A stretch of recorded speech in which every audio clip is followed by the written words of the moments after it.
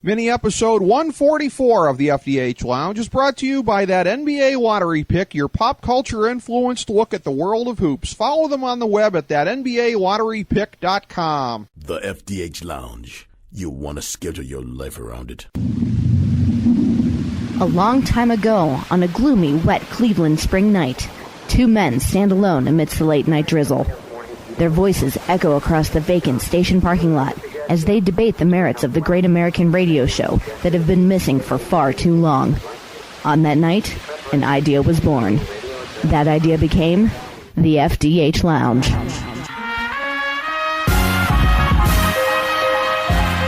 Welcome to the FDH Lounge. Hello and welcome to FDH Lounge mini episode 144. I'm FDH managing partner Rick Morris, and we're here today with part two of our conversation with longtime national newsman Russ Mitchell, who left CBS earlier this year to take over news anchoring and managing editor duties at WKYC NBC3 in Cleveland. When you talk about experiences and really all the things that you've been through, one of the things that I came across in the course of doing a little bit of research here on YouTube, the clip of you being tutored by Joan Rivers for your stand-up thing there. Of course, doing a show like Saturday morning on CBS had to put you in any number of different situations there. What have been some of the more unusual things that you've had happen to you on air and perhaps even unexpected? Well, that was one of them. That was when I was on it was then called the CBS Early Show. I was the newsreader, and we all had the producers thought of some element to take us all out of our comfort zone. And for me, it was stand-up comedy. I had to do a 10-minute stand-up comedy routine. And I brought in Joan Rivers to help me, which was pretty surreal. So that certainly would be one of them. There was another time on that broadcast where someone had the idea, let's send all the anchors somewhere around the world, but let's not tell them where they're going to go.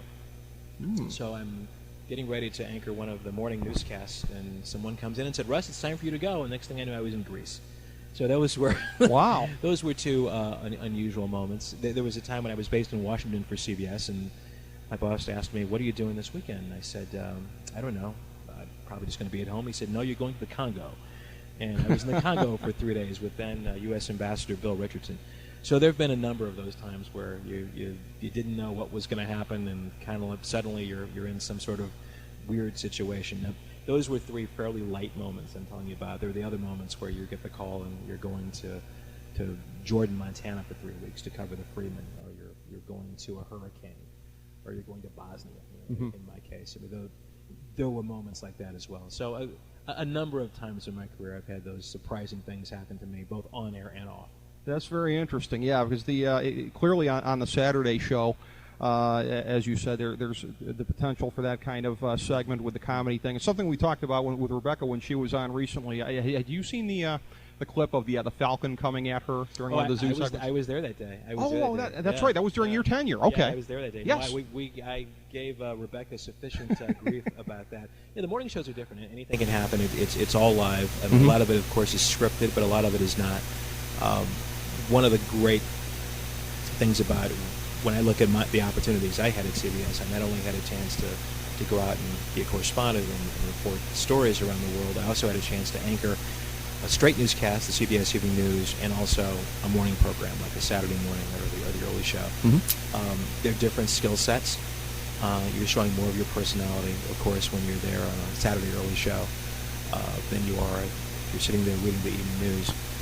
But it's a great mix, and I really feel fortunate to have had the opportunity to do a little bit of all of that stuff.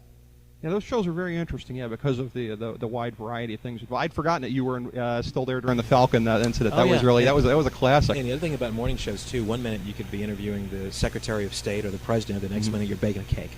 So the best people who do those programs are the ones who are the most versatile, I think, and you can spot those people very quickly. In terms of the potential for something interesting to happen out of the blue, and this is still the case clearly with local news, as we saw there was a local newscaster here, a weather guy on another channel that I think made it on YouTube for his reaction to LeBron winning the championship. Does that go through your mind a little bit, the sense that this is a viral kind of a day and age? I know not in the sense of necessarily putting pressure on you per se, but it is a different time than when you came up into the business. It doesn't really. I don't really think about it. I don't. I will tell you that early in my career, I'm so glad there was not YouTube. there was not this thing called the internet, because I had some moments that would certainly be embarrassing to this day.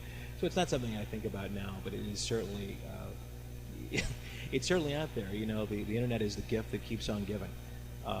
But I've got to tell you, early in my career, I had some moments that I'm so glad did not end up on YouTube or anything else right now. That would have been rough. Yeah, the YouTube and the like can be very unforgiving.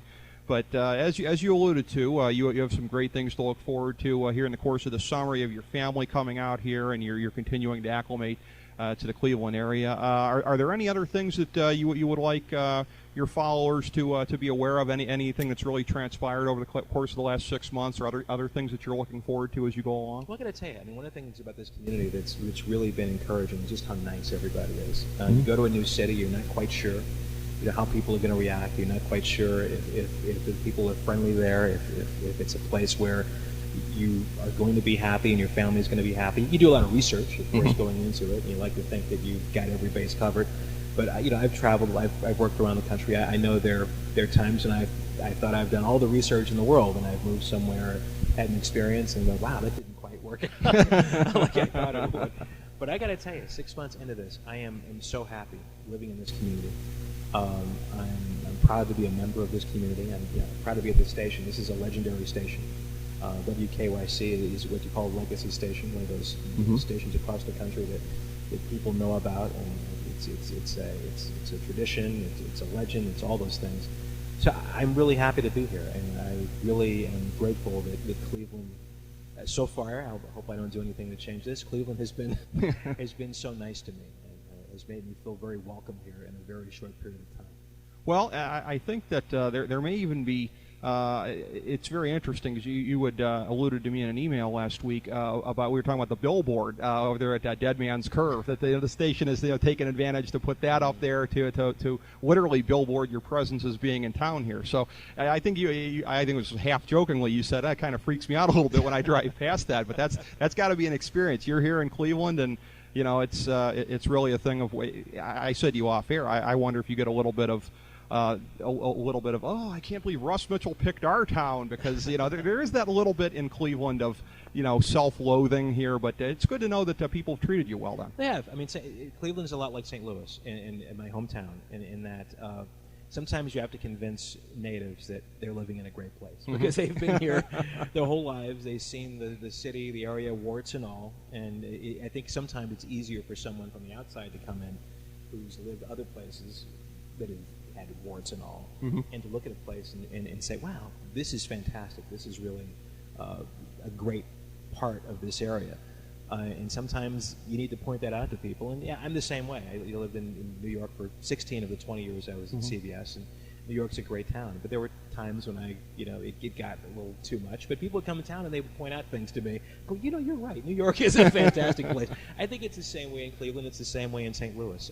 But yeah, I hope that people really come to appreciate what's going on here. I think most people here do, but I hope that even more people come to appreciate what is happening in Cleveland. It's a great time here, as you mentioned. The number of things that are happening here. You've got the casino. You've got downtown construction, as I mentioned, the restaurants. You've got what the mayor hopes will be education reform. That will change the school system here, something a lot of cities are struggling with. So if these things come together like it looks like they might, I think we're really looking at a great future in Cleveland, Ohio. So it feels really good right now. Well, there are a lot of tremendous people here, even if I noticed on your Twitter page there, even if there are some folks that don't know that St. Louis is not in Oklahoma. I did see that. Yeah, that was pretty funny. I was in the barber shop, and I had a St. Louis Cardinals hat on. I go, oh, St. Louis, that's in Oklahoma, right? No, pal, that's not in Oklahoma. But you know what? Again, you're going to find that. Yeah, you're going to find that anywhere. In New York, the number of people who thought I grew up on a farm, was a whole lot. Wow. St. Louis, you grew up on a farm, right? Nah, not really. So that's a geographic thing. And anyone else out there thinks that St. Louis is in Oklahoma or Kansas or whatever, I'd be happy set them straight. Yeah.